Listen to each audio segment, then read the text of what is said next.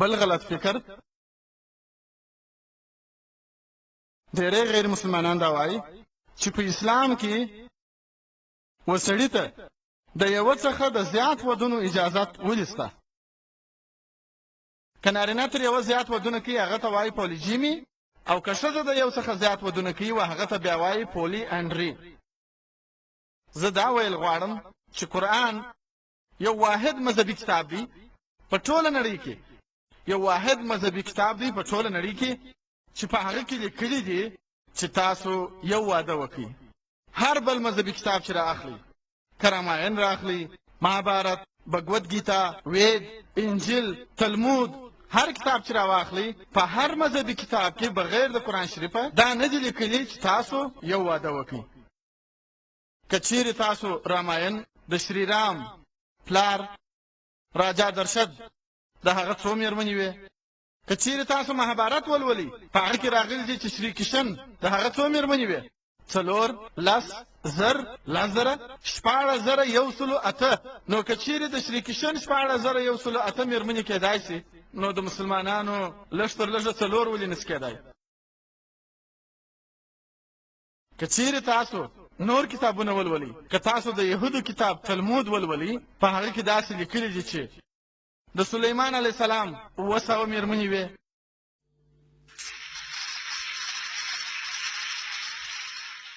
د ابراهیم علیه السلام 3 مېرمنې وې. نو په همدې ډول سره که تاسو زاړه کتابونه ولولئ، نوي کتابونه ولولئ، یا انجیل ولولئ، د دې څخه موږ ته داسې رامعلومیږي چې انجیل نوی کتاب یا زوړ کتاب یا د یهودو په کتاب کې او یا د عیسایانو په کتاب کې هیڅ ځای هم دا ممانعت نشته. په یوه ځای کې دا نه دي ویل سوي چې تاسو د یوه څخه زیات ودونه نسئ کولی.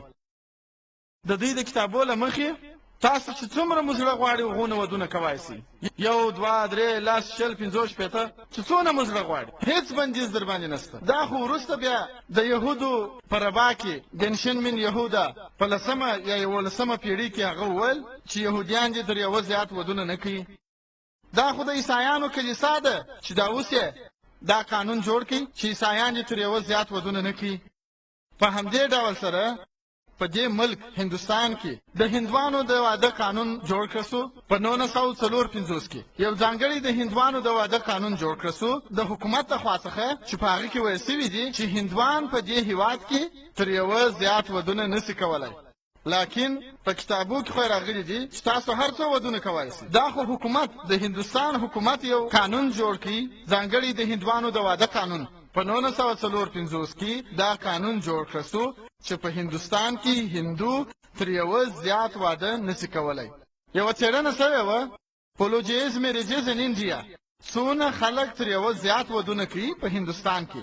او په دې څېړنه کې دا لیکلي وه چې په هندوستان کې مسلمانان خلک 4.1% تر یوه زیات ودونه کوي. 4.1% تر یوه زیات ودونه، یعنی په هندوستان کې مسلمانان خلک 4.31% تر یوه زیات ودونه کوي.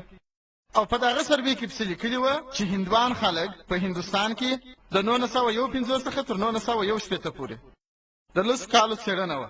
هندو په دغه هندوستان هیواد کې 5.06%، یعنی د دې معنا دا ده چې هندو خلک در مسلمانانو زیات تر یوه زیات ودونه کوي. دا څوک وایي؟ د حکومت څېړنه. په داسې حال کې چې د هند حکومت وایي چې هندو باید تر یوه زیات ودونه ونه کړي. اوس تاسو وګورئ چې قرآن مجید په دې باره کې څه وایي.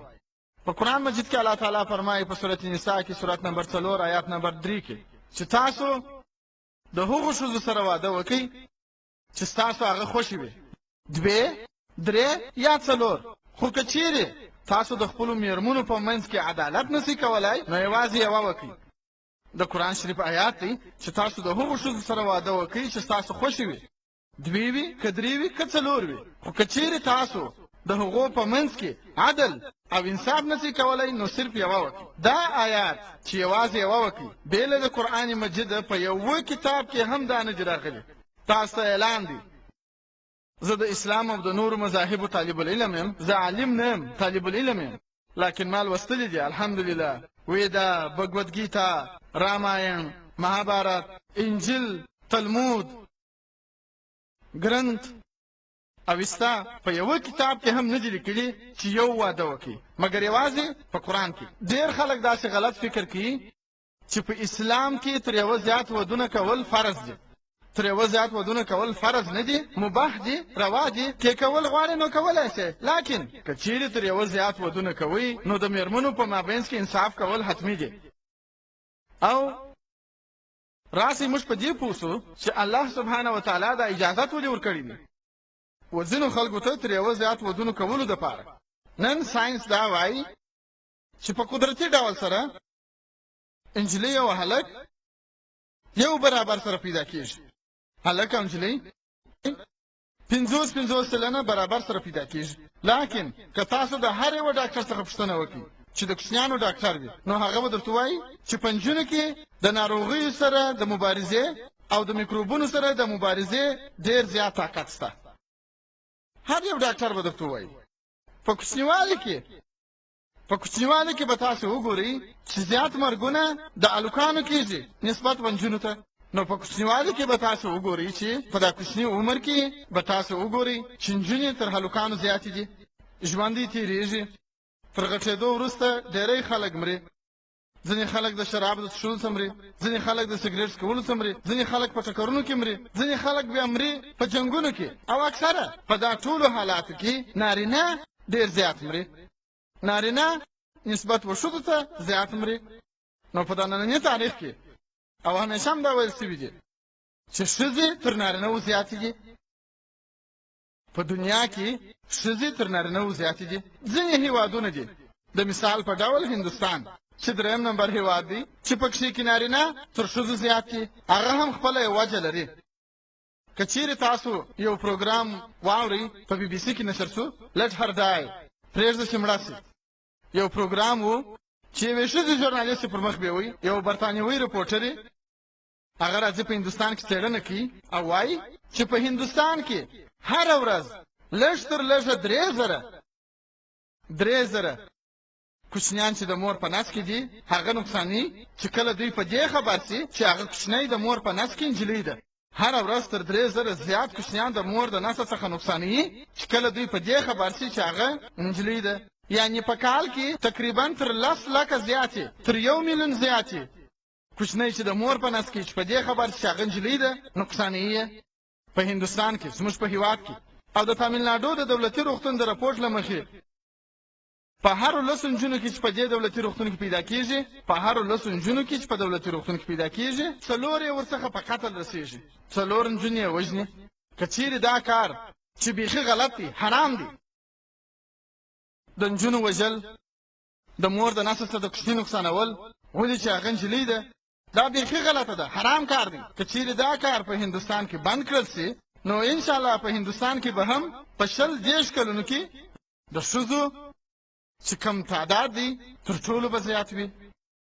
د نن څېړنې دا ښیي چې یوازې په نیویارک کې تر 10 لکه اضافه ښځې د نارینهو په مقابل کې شته. یوازې په امریکا کې 8.2 لکه ښځې تر نارینهو زیاتې دي.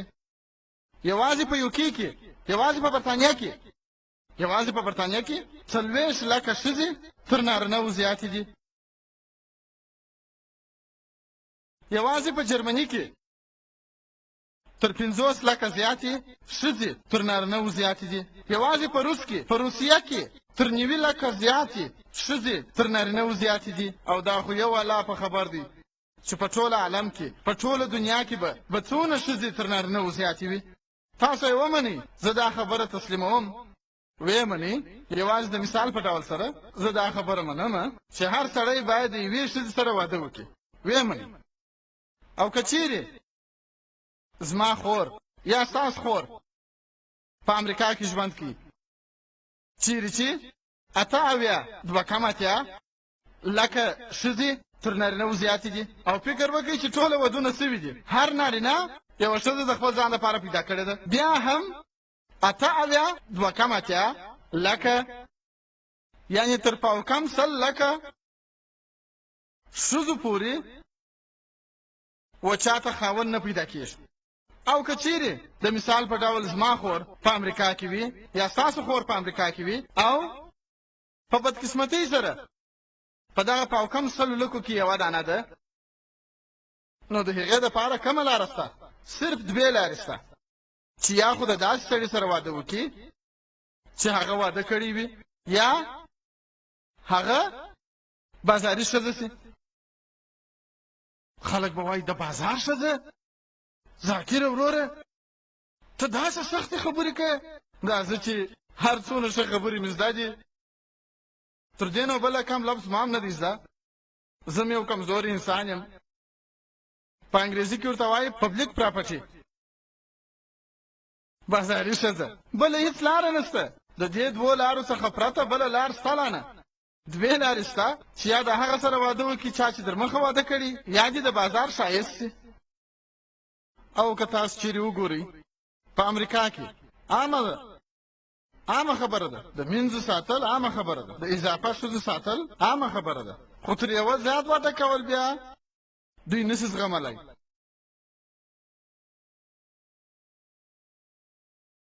د اتو ښځو سره هم بستري کوي، ځینې خلک د دوو سره، ځینې د څلورو سره، ځینې د لسو سره، ځینې د شلو سره، خو په عام ډول سره یو امریکایي نارینه د اتو ښځو سره هم بستري کوي د واده تر مخه، چې وروسته څېړنې به یې څنګه اټکل وکړي، خو دا د واده تر مخه کیسه ده.